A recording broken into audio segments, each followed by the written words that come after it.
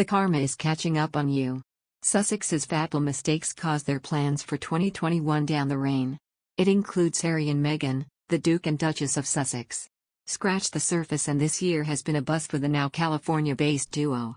Apart from the joyous arrival of the couple's second child Lilibet Diana Mountbatten-Windsor, it would be difficult to locate a huge victory for the royal defectors if you ignore the familial strife that has dominated this year's Sussex-related news.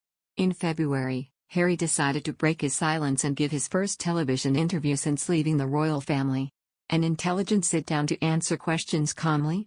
For some inexplicable reason, someone on the Duke and Duchess payroll thought it would be a good idea to put the sixth in line to the throne on top of a sightseeing bus in Los Angeles with TV host James Corden for a dignity-defying outing. At the very least, it made history. While the royal family's Oprah-backed onslaught shook the palace's foundations and rattled the Queen's fillings in March, the barrage merely increased the royal family's approval rating.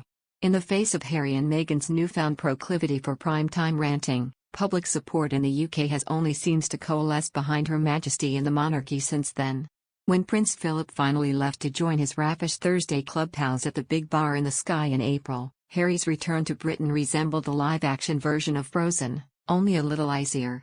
Because of his ongoing feud with his brother, Prince William, their cousin Peter Phillips was reportedly strategically deployed to walk between them as part of the funeral procession.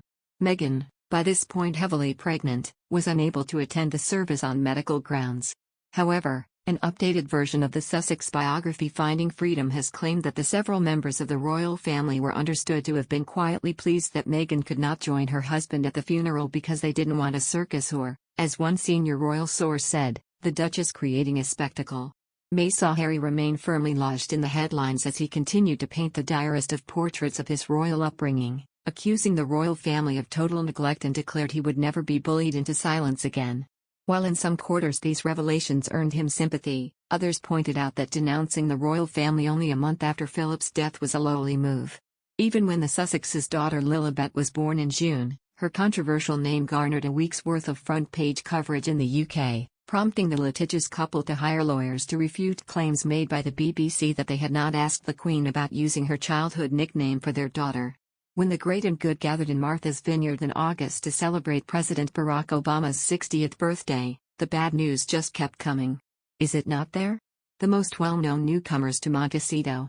The British media regulator Ofcom cleared controversial TV broadcaster Piers Morgan of making derogatory comments about Meghan after the Oprah interview at the beginning of this month. Morgan's criticism of the royals has sparked a record 58,000 complaints in the United Kingdom. According to the BBC, the Duchess lodged complaints with both Ofcom and the television network.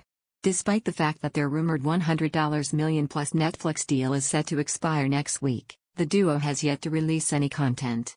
The only shows they've announced so far, a documentary on Harry's charity Invictus and an animated series called Pearl, which has been in development since 2018, sound about as intriguing as a gluten-free bran muffin. What about their charitable work?